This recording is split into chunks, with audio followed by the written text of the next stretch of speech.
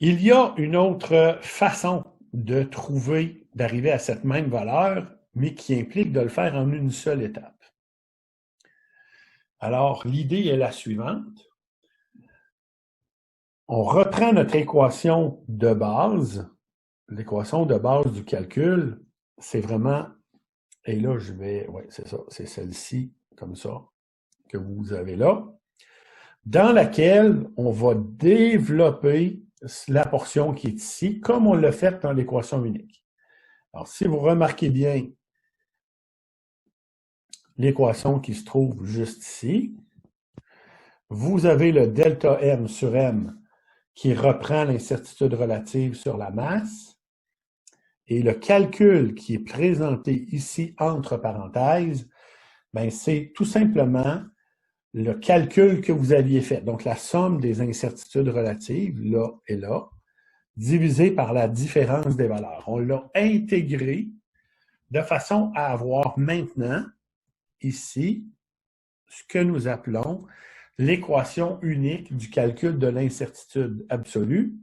Et comme vous pouvez constater, on a même déjà transporté du côté droit la multiplication par le résultat préalablement obtenu.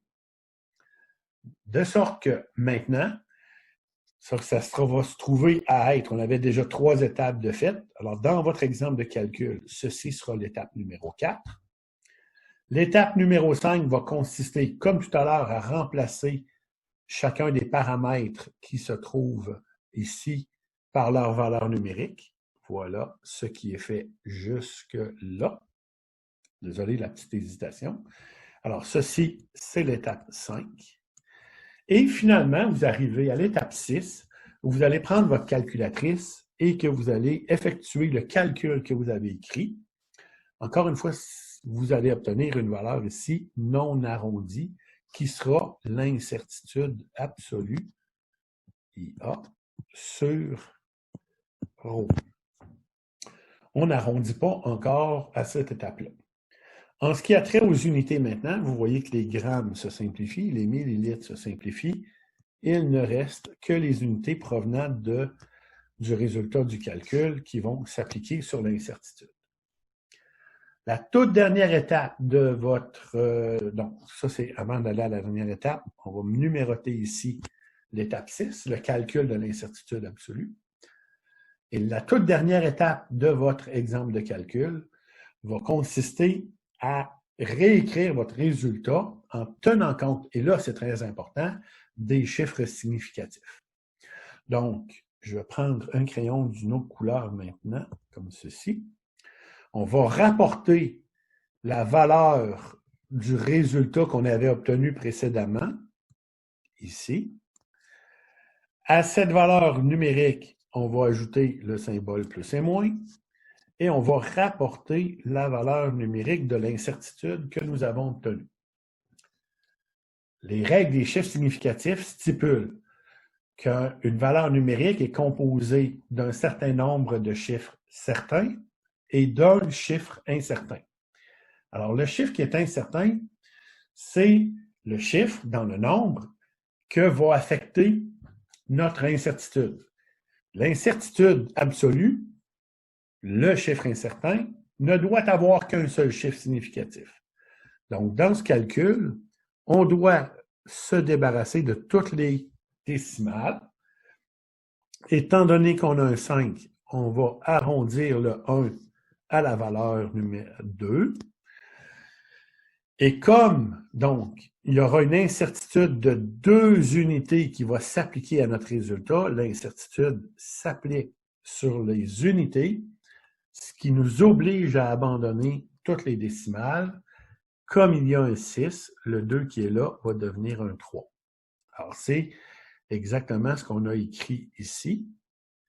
Le résultat final, en ayant fait le ménage dans les chiffres significatifs, et qui va constituer la 7e étape que doit contenir un exemple de calcul. Avant de faire le petit résumé de ça, je tiens à préciser une chose qui est très importante. Quand vous êtes rendu à faire l'écriture ici de votre équation unique avec les valeurs numériques dedans. C'est extrêmement important d'utiliser les parenthèses uniquement lorsque celles-ci sont pertinentes. Il ne faut pas en mettre trop. Il ne faut surtout pas mettre des parenthèses inutiles. Donc, la parenthèse, en général, sa fonction, c'est de donner une priorité à une sommation, comme on a ici. Attendez un petit peu. Voilà, comme on a ici. Avant que la division soit effectuée, ou d'appliquer une priorité à la soustraction avant d'effectuer la division. Alors, ceci signifie, entre autres, qu'il serait complètement farfelu de venir mettre une parenthèse ici, ce terme-là entre parenthèses, puisqu'il n'y a pas d'addition ou de soustraction dans ce terme-là. Donc, on ne met pas ces parenthèses. Je vais les effacer comme ça. On ne laisse que les parenthèses importantes.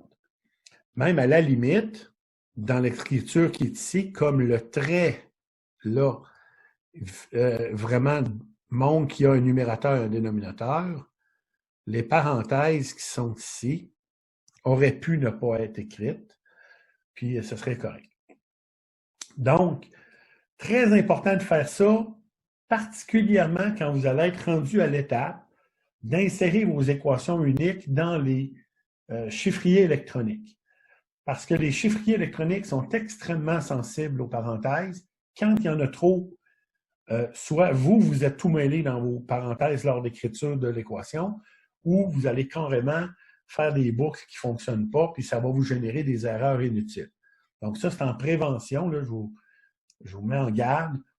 Soyez très disciplinés dans l'utilisation des parenthèses de façon à éviter des problèmes ultérieurement.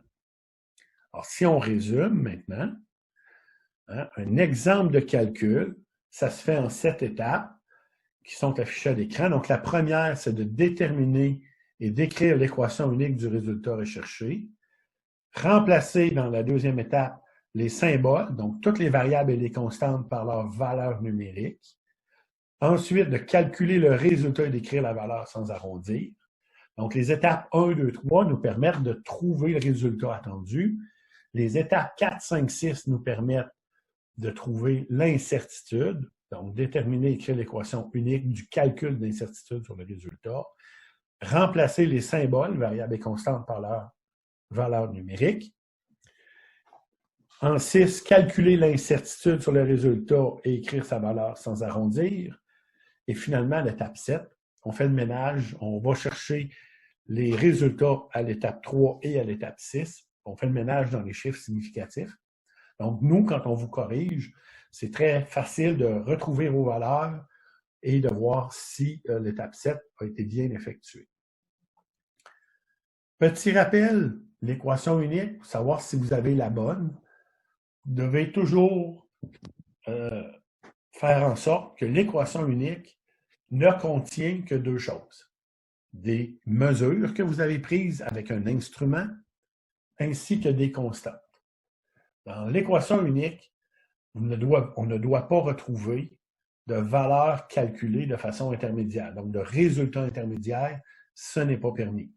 Je vais même me permettre le commentaire, même la conversion des degrés Celsius en Kelvin, ça doit être intégré dans l'équation unique. Donc, les thermomètres que vous utilisez au laboratoire mesurent la température généralement en degrés Celsius. Il n'y a pas de thermomètre en Kelvin.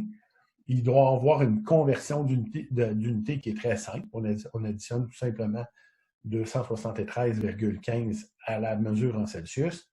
Mais cette addition-là doit faire partie de votre exemple de calcul. Elle ne doit pas avoir été faite au préalable. Alors, ceci termine l'atelier. J'espère que ça vous aura été utile.